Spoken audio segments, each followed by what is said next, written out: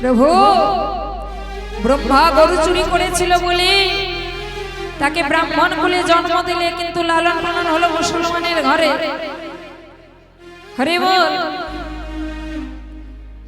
ইন্দ্র গুরুপত্নী হরণ করেছিল বলে তাকেও পাপের সাজা দিয়েছে। কিন্তু তুমি যে প্রভু এত পাপ করেছো, পাপ, হ্যাঁ তুমি জানো না উপযুক্ত পুত্র হয়ে যদি কেউ তার পিতা মাতাকে কাঁদায়, সেটা কি পাপই হয় না? পাপ হয় না। হ্যাঁ গো, তুমি কি জানো না তোমার মা যশোদা কাঁদতে কাঁদতে তোমার জন্য নয়নের জলে ফেলতে ফেলতে চিরকালের জন্য অন্ধ হয়ে গেছে।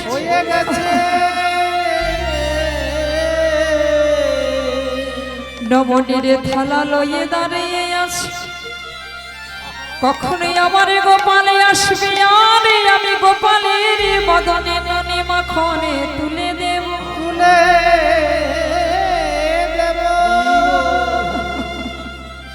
মনে আছে? হ্যাঁ গো মা, বলুন তো এই পৃথিবীতে সব থেকে আমাদের আপনকে বলো মা। মায়ের মতো করে সন্তানকে কেউ ভালোবাসতে পারে না, তাই না? কত কষ্ট করে মা 10 মাস 10 দিন সন্তানকে গর্ভে ধারণ করে,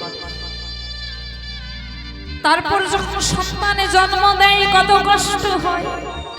কোন কোন মা আবার সন্তান জন্ম দিতে গিয়ে মারাও যায়, তাতেও দুঃখ নেই।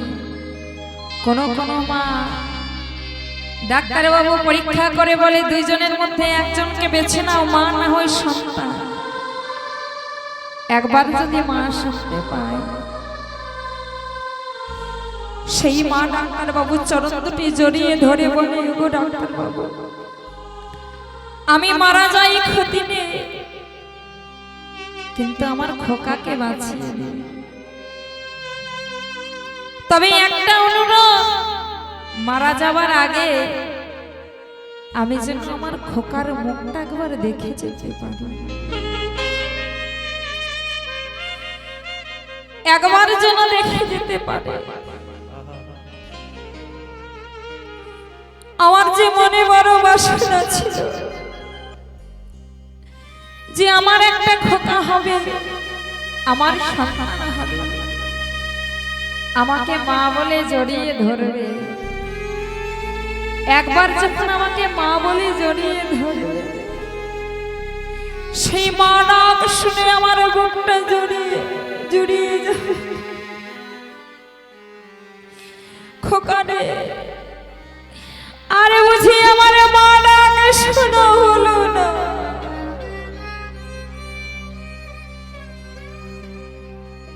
কত যন্ত্রণা কত কষ্ট নিয়ে মা পৃথিবী ছেড়ে চলে গেল, কিন্তু সন্তানকে বাঁচিয়ে রেখে গেল। তবে এখনকার ছেলেরা মা বাবাকে ভালোবাসতেই শিখল না। কি করে জানবে যে মা বাবা কত কষ্ট করে ছেলেকে মানুষ করে, নিজে না খেয়ে সন্তানের মুখে অন্ন তুলে দেয়, নিজে ছেঁড়া কাপড়ে পরে সন্তানকে ভালো পড়ায়। আমার খোকার যেন কষ্ট না হয়, আমার খোকা যেন ভালো থাকে।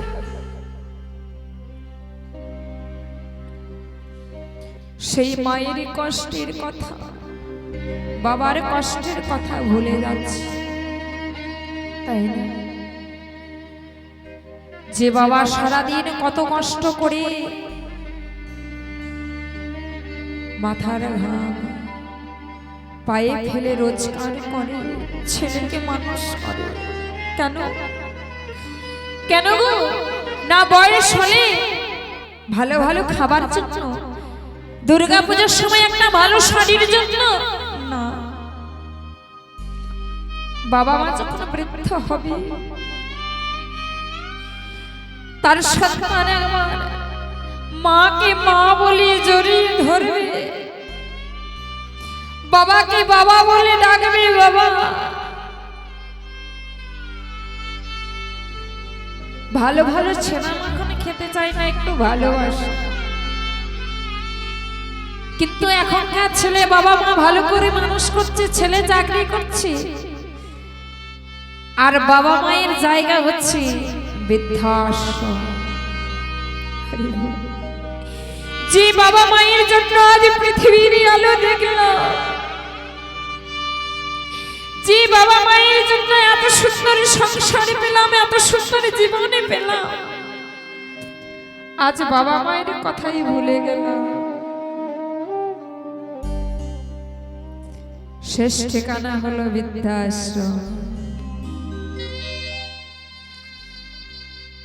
ছোট্ট প্রমাণ দি বাবা, সত্য ঘটনা বলবো। আমি এক জায়গায় ঝাড়খণ্ডে গান করতে গেছিলাম 2 বছর আগে। ভদ্রলোক একাই গান করিয়েছিল, একাই মা। হরি বল। আমি গেলাম, ওই দাদা ভাইয়ের দরজার সামনে একটা বড় করে লেখা আছে, কুকুর হইতে সাবধান। দাদা আবার একটা কুকুরকে কোলে নিয়ে বাইরে আসছে।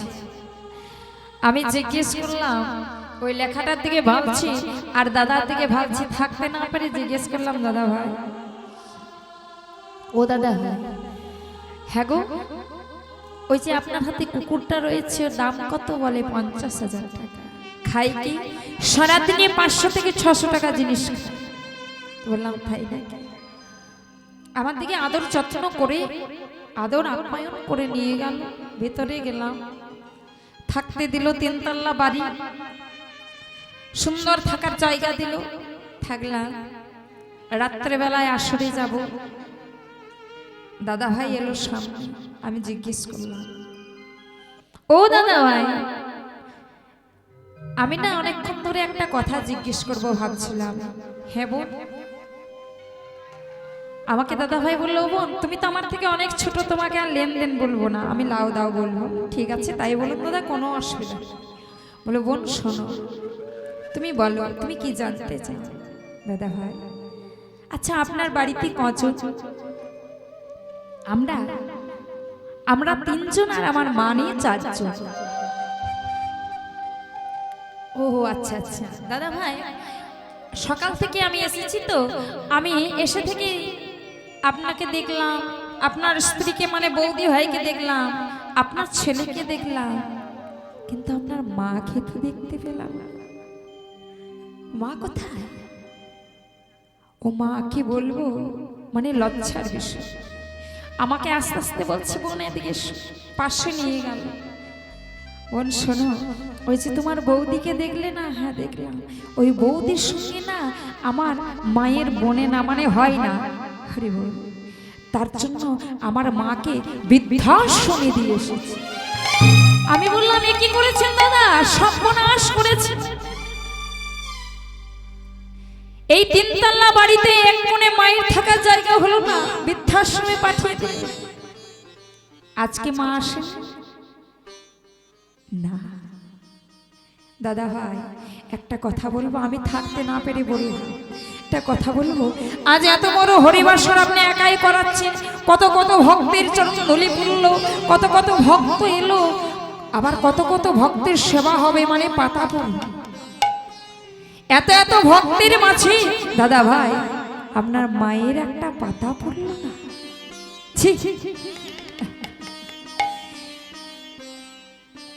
এত এত ভক্তের সেবা, কিন্তু মায়ের পাতা পড়ল না। হরি বল, হরি বল। কোন লাভ আছে? হরি কীর্তন হলো, সবারই ভালো লাগলো। পরের বছরের জন্য আমার বায়নাও হলো। গ্রামের সবাই বললো, একে বায়না করো। বললাম ঠিক আছে, তাই হবে। এইবার আমি গানে যাব, ঠিক 2 মাস আগে আমার কাছে একটা ফোন এলো। বোন, হ্যাঁ দাদা ভাই ভালো আছে? হ্যাঁ বোন, আমি তো ভালো আছি, কিন্তু আমি যে মায়ের কথা বলেছিলাম না। হ্যাঁ দাদা, কি হয়েছে? কি হয়েছে?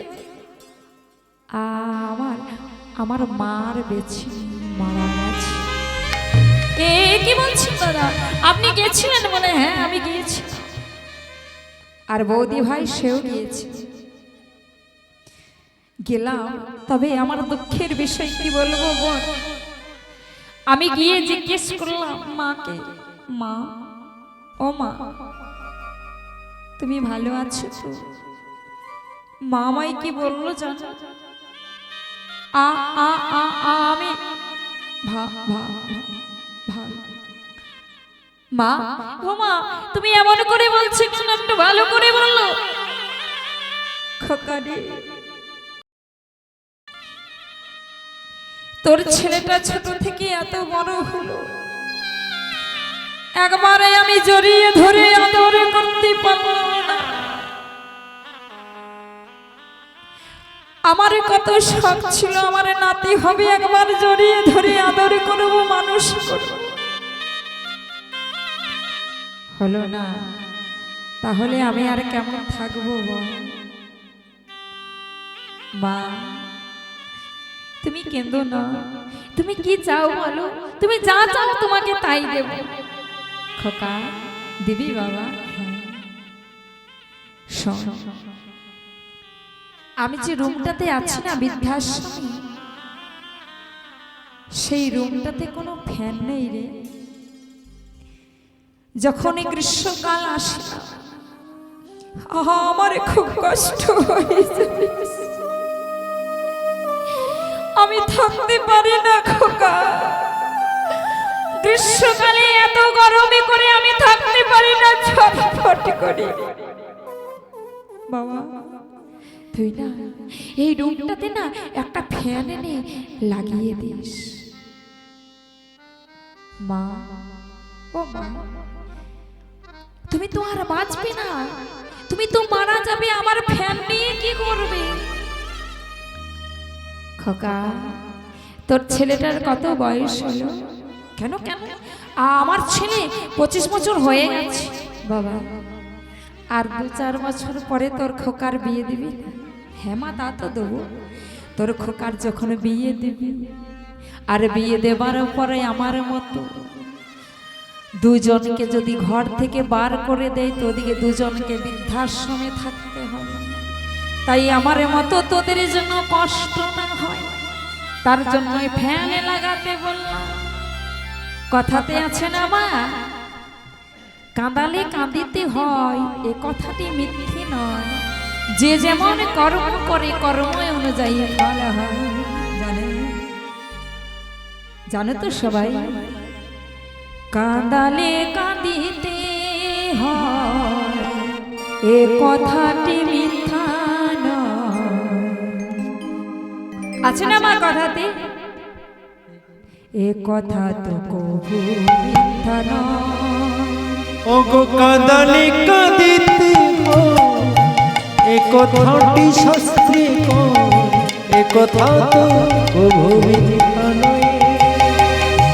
কাঁদালে কাঁদিতে হয়, এ কথাটি মিথ্যা নয়। যে যেমন কর্ম করে অনুযায়ী ফল হয়। কাঁদালে কাঁদিতে হয়, এ কথাটি মিথ্যা নয়। কথাতে আছে যে যেমন কর্ম করে অনুযায়ী ফল হয়, এ কথা তো কবু মিথ্যা নয়। ওগো যে যেমন কর্ম করে অনুযায়ী ফল পায়, এ কথা তো কবু মিথ্যা নয়। যে যেমন কর্ম করে কর্ম অনুযায়ী ফল হয়, এ কথা তো কবু মিথ্যা নয়। যে যেমন কর্ম করে ওরে সে তেমন দেবে, এ কথা তো কবু মিথ্যা নয়। বাবা কথাতেই আছে, কাঁদালে কাঁদিতে হয়, এ কথাটি মিথ্যা নয়। যে যেমন কর্ম করে কর্ম অনুযায়ী ফল হয়। আজ তুমি বুঝতে পারছো না, তুমি মাকে কষ্ট দিচ্ছ, বাবাকে কষ্ট দিচ্ছ, তার জন্য তোমাকে একটা দিয়েছে, তাই না? এই জন্মেই তুমি ফল ভোগ করো। বলে খোকা আর একটা চাইবো বাবা, কি জানিস? আমি যখন মারা যাব না, তুই বড় প্যান্ডেল করে কোনো লোক খাওয়াস না। কেন কেন কেন মা, তুমি মারা যাবে, আমি ভোজ করব না, লোক খাওয়াবো না? ওরে খোকা, যে সন্তান বেঁচে থাকতে মাকে এক মুঠো ভাত দেয় না, সেই সন্তান মারা গিয়ে বড় প্যান্ডেল করে লোক খাওয়াবে, লোকের কাছে বাহবাহ নেবে। ওরে শোন বাবা, এই খাবার কোনো ব্রাহ্মণ বৈষ্ণব সেবা করবে না। এ খাবার হচ্ছে পাপের খাবার, পাপের সেবা। হরি বল হরি বল। দেখবেন অনেক জায়গায় ব্রাহ্মণ বৈষ্ণব কিন্তু শ্রাদ্ধ বাড়িতে খায় না। হরি বল, লক্ষ্য করবে। অনেকেই আছে বাবা মাকে ভাত দেয় না, কিন্তু মরে গেলে বড় প্যান্ডেল করে বেশ ভোজ খাওয়া। বলছে খোকা, ওই কাজটা যেন তুই করিস না। তার জন্য আমি সকলের কাছে হাত জোর করে, করজোর করে বলবো, কেউ কারো বাবা মায়ের মনে কোনোদিন কষ্ট দেবেন না, দুঃখ দেবেন না। এই বাবা মায়ের মতো করে সন্তানকে আর কেউ ভালোবাসতে পারে না। স্বার্থ ছাড়া যদি ভালোবাসে একজন, সে হচ্ছে গর্ভধারিণী মা, তাই না? তাহলে মা কৃষ্ণকে বলছে, হ্যাঁ গো, তুমি তোমার মাকে কাঁদিয়েছো, বাবাকে কাঁদিয়েছো, সখাগণকে কাঁদিয়েছো। বলে হ্যাঁ, তা তো ঠিক কথা। হ্যাঁ গো দেবর্ষি, আমি তো অনেক পাপ করেছি, তাহলে তার জন্য তো প্রায়শ্চিত্ত করতে হবে। কি করতে হবে? বলছে তোমাকে একটা যজ্ঞ করতে হবে। যজ্ঞটা কোথায় হবে? ও প্রভু, যজ্ঞটা কোথায় হবে জানো? শোনো শোনো, ওই প্রভাসের তীরে আনিয়া সবারে, হৃদয় গৌর হরি বল হরি বল। আনিয়া সবারে প্রভাসের তীরে আনিয়া সবারে, প্রভাসের তীরে আনিয়া সবারে, কর প্রভু যজ্ঞের আয়োজন, প্রভু যোগের আয়োজন, কর প্রভু যজ্ঞের আয়োজন, করো প্রভু যোগের আয়োজন গো। স্বর্গমত্ত ত্রিভুবন কর প্রভু নিমন্ত্রণ, করো প্রভু নিমন্ত্রণ, স্বর্গমত্ত ত্রিভুবন কর প্রভু নিমন্ত্রণ, স্বর্গমত্ত ত্রিভুবন করো প্রভু নিমন্ত্রণ। যজ্ঞ তোমার সফল হয়ে যাবে, হৃদয় গৌর হরি বল হরি বল। সফল হয়ে যাবে যজ্ঞ, যজ্ঞ তোমার সফল হয়ে যাবে, যজ্ঞ তোমার সফল হয়ে যাবে।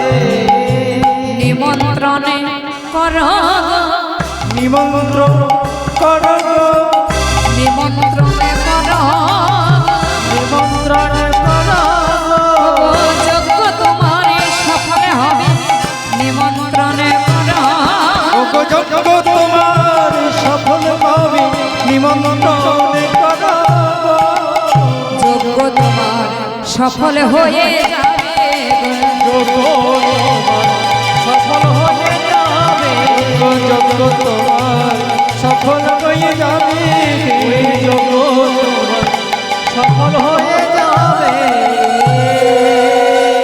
হরি বল হরি বল হরি বল। তাহলে কোথায় হবে যজ্ঞ? বলছে ও প্রভু, তুমি একবার কান পেতে শোনো, ভালো করে কান পেতে শোনো। কে যেন কাঁদছে না বসে বসে? কে কাঁদে গো? ও নারদ, কে কাঁদে? তুমি শুনতে পাচ্ছ প্রভু? ওই যে প্রভাস নদী বসে বসে কাঁদছে কেন? না পূর্বজন্মের সেই অভিশপ্ত প্রভাস আজ কাঁদছে। প্রভাস কুণ্ডে যে যজ্ঞ করবেন কেন? ঘটনাটা তো জানতে হবে। না, প্রভাস নদী পূর্বজন্মে অভিশপ্ত নদী। কেন, কি করে অভিশপ্ত হলো? সুতপা নামে এক ব্রাহ্মণ ছিল, লক্ষ্য করবে, তার একটা পুত্র সন্তান ছিল বাবা। সেই ব্রাহ্মণের পুত্র সন্তান তার বন্ধু বান্ধবদের সঙ্গে খেলা করছে। আর খেলা করতে করতে বন্ধুরা বলছে, ছেলেটার নাম ছিল চিত্রাঙ্গদা। হারি চিত্রাঙ্গদা, আমাদের সবার জন্মদিন হয়, তোর জন্মদিন হয় না। কথাটা তো ঠিক। হ্যাঁ রে বন্ধু, তোদের জন্মদিনে আমি সবার বাড়িতে পরমান্ন সেবা করে আসি, কিন্তু আমার তো কোনোদিন জন্মদিন হয় না।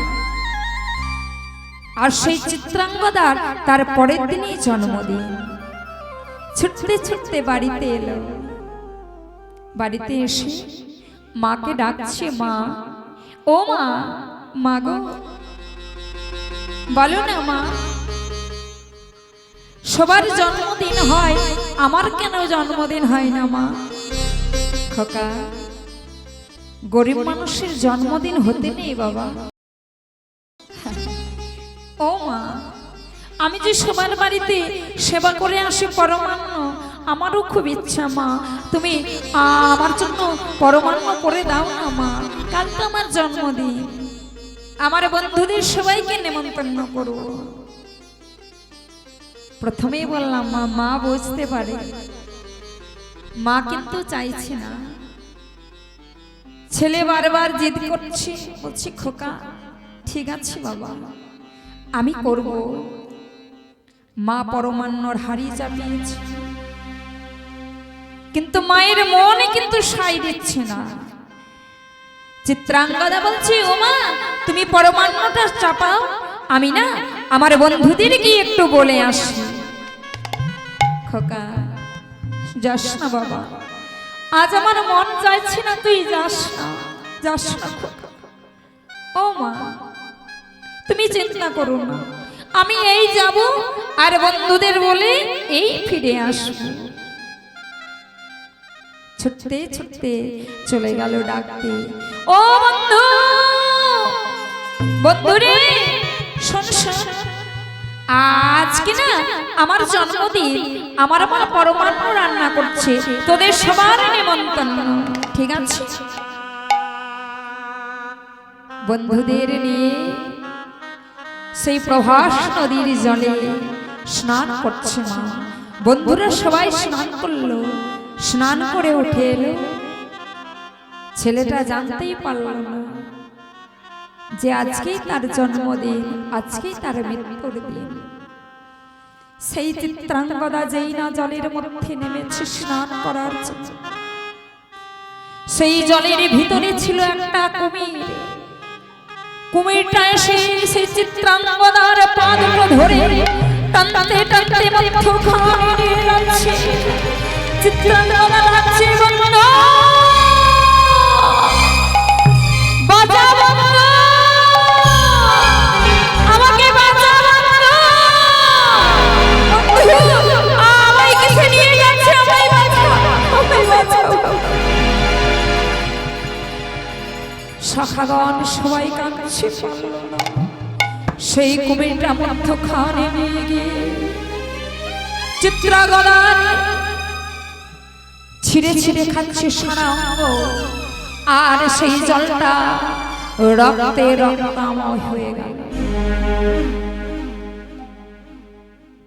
সেই চিত্রাঙ্গদার বন্ধুরা ছুটতে ছুটতে মায়ের কাছে যাচ্ছে, মা, ও মা, মা গো, ও মা, এ কি রে, তো তোরা সবাই ফিরে এলি, আমার খোকা কোথায়?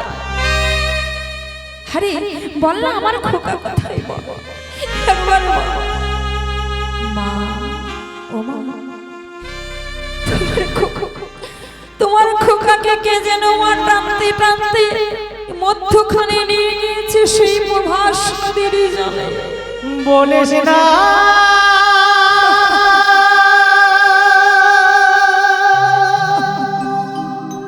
ওরে খোকা,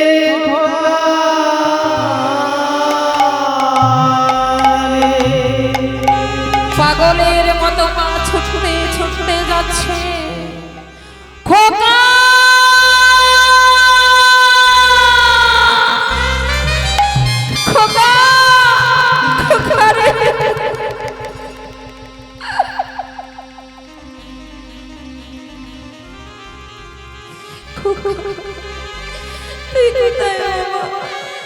তুই কোথায়?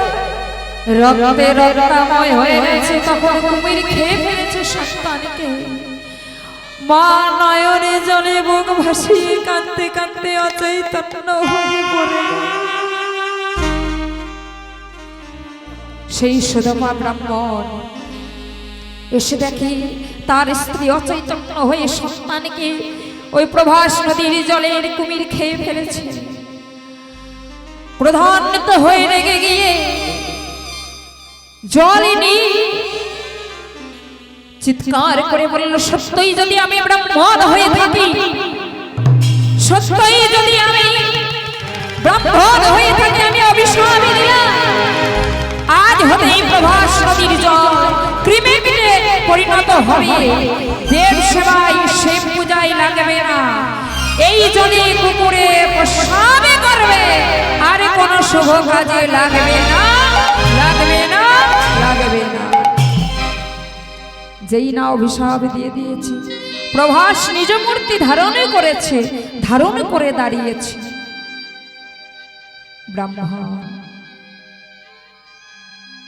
ব্রাহ্মণের তো ক্রোধ ভালো নয়। আপনি যখন আমাকে অভিশাপ দিয়েছেন, আমার তো কোনো দোষ নেই, আমার জলে ছিল কুমির, সে আপনার ছেলেকে খেয়ে ফেলেছে, এতে আমার কি অপরাধ? তা যখন অভিশাপ দিয়েছে আমি মাথা পেতে নিলাম, এর সঙ্গে আমাকে একটু আশীর্বাদ করো। ব্রাহ্মণ বলছে, ঠিক আছে, আমি অভিশাপ যখন দিয়েছি এর সঙ্গে আমি আশীর্বাদও দিলাম। যেদিন তোমার তীরে বসে ওই নন্দের নন্দন কৃষ্ণ দানে ব্রত যজ্ঞ করবে, সেই দিন তুমি আবার পুনরায় নিজ আকার ধারণ করবে, আবার তোমার জল দেব সেবায় শিব সেবায় লাগবে। হরি বল। তাই প্রভাস নদী আজও কাঁদছে প্রভুর চরণে পাবার আসি। তাই না মা, ভগবানকে পেতে হলে ভক্তির দরকার, ভক্তি যার ভগবান তার, সেই ভক্তি দিয়ে ডাকলেই ভগবানকে পাওয়া যাবে। তাই সবাই মিলে একবারে ডাকবো, একেবারে হরি নামে বলো না, একেবারে কৃষ্ণ নামে জপ না, এই হরি নাম জপয় বিরাম, এই নামে জীবনের সাধনা। হৃদয় গৌর হরি বল, হরি বল। একেবারে কৃষ্ণ নামে বলো না, এই হরি নাম জপয় বিরাম, এই হলো জীবনের সাধনা। একেবারে হরি নামে বলো না, একেবারে কৃষ্ণ নামে জপ না, এই হরি নাম জপয় বিরাম, এই নাম জীবনের সাধনা। হরি নামে একেবারে বলো, কৃষ্ণ নামে একেবারে বলো, এই হরি নাম জপয় বিরাম, এই নাম জীবনের সাধনা।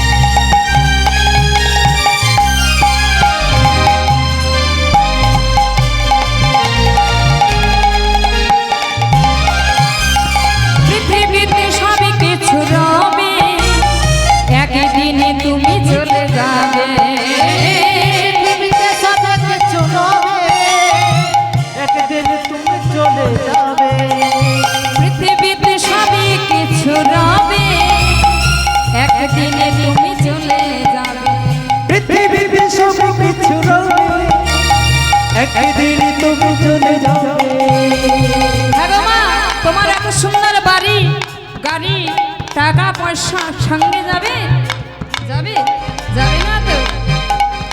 গাড়ি বাড়ি টাকা করি গাড়ি বাড়ি টাকা করি তোমার গাড়ি বাড়ি টাকা করি গাড়ি বাড়ি টাকা করি কেউ তো সঙ্গে যাবে না কৃষ্ণ বাবা হরে বাবা বলো না নিতাই গৌর হরি বল হরি বল বলো না এই হরে নাম জপয় বিরাম জীবনের সাধনা হরি নামে বিমানে বলো কৃষ্ণ নামে বিমানে বলো এই গদিন জপয় বিরাম জীবনের সাধনা এই হরে নাম জপয় বিরাম এই নাম জীবনের সাধনা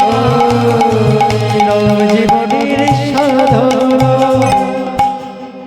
হরি বল হরি বল হরি বল ভাই হরি নামে ছাড়া জীবের কোনো গতি নাই সবাই হরি বল হরি নাম ছাড়া জীবের কোনো গতি নাই একবার হরি বল হরি বল হরি বল ভাই হরি নামে ছাড়া জীবের কোনো গতি নাই হরি বল হরি বল হরি বল হরি নাম ছাড়া জীবের কোনো গতি নাই একবার হরি নামে বলো না একবার কৃষ্ণ নামে জপ না এই হরি নাম জপয় বিরাম এই নাম জীবনের সাধনা একবার হরি নামে বলো না একবার কৃষ্ণ নামে বলো না এই হরি নাম জপয় বিরাম এই নামে জীবনের সাধনা আরে এই নাম জীবনের সাধনা এই নাম জীবনের সাধনা এই নাম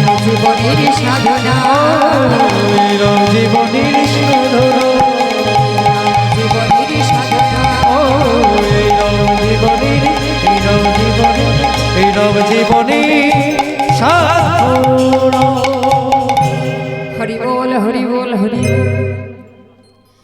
তাহলে মা যজ্ঞটা কোথায় হবে প্রভাসের তীরে নাকি ও মা ঘুম পাচ্ছে পাচ্ছে না তো পাচ্ছে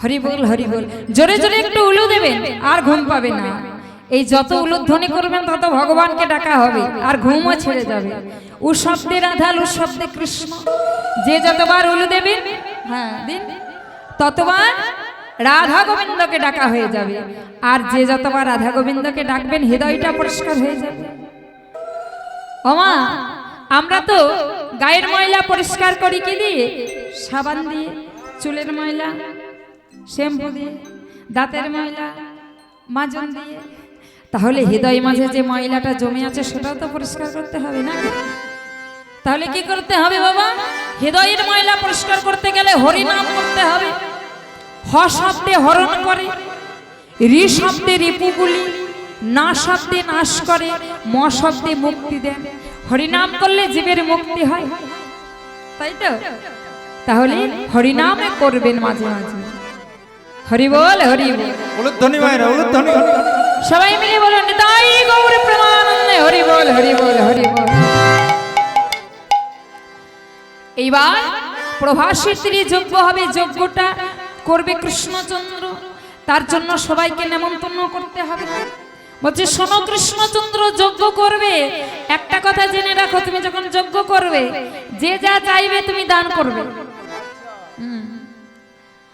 আর যজ্ঞ শেষে তুমি সবার কাছে গিয়ে ভিক্ষা করবে বলে তাই নাকি বলে হ্যাঁ ঠিক আছে তাই হবে তাহলে এবার পত্র লিখতে হবে পত্র লিখছে কৃষ্ণচন্দ্র স্বর্গমত্ত পাতাল পত্র লেখা হয়ে গেল এমন সময় দাদা বলরাম এলো আরে ও ভাই সবার নামে পত্র লেখা হয়েছে রে দেখ কাউকে ভুল করিস নাই তো তুই একটু দেখে নে ও আচ্ছা আচ্ছা ও মা সবার নামে পত্র লিখেছে এমন সময় নারদকে বলছে ও দেবর্ষি তুমি তো নেমন্তন্ন পত্র নিয়ে যাবে বলে হ্যাঁ শোনো শোনো কে বলছে দাদা বলছে ভাই সবাইকে লিখেছে ঠিক আছে কিন্তু একজন বাদ পড়েছে কে জানো বলি বাদে পড়েছে বাদে পড়েছে বাদে পড়েছে বাদে পড়েছে ও গো বৃন্দাবনের রায়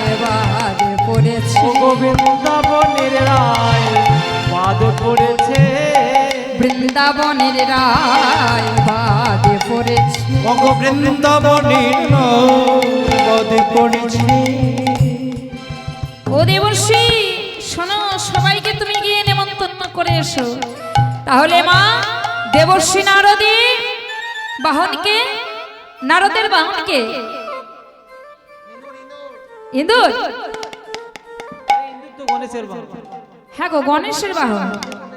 কে বললো ইন্দুর? পিছনে কে বললো ইন্দুর?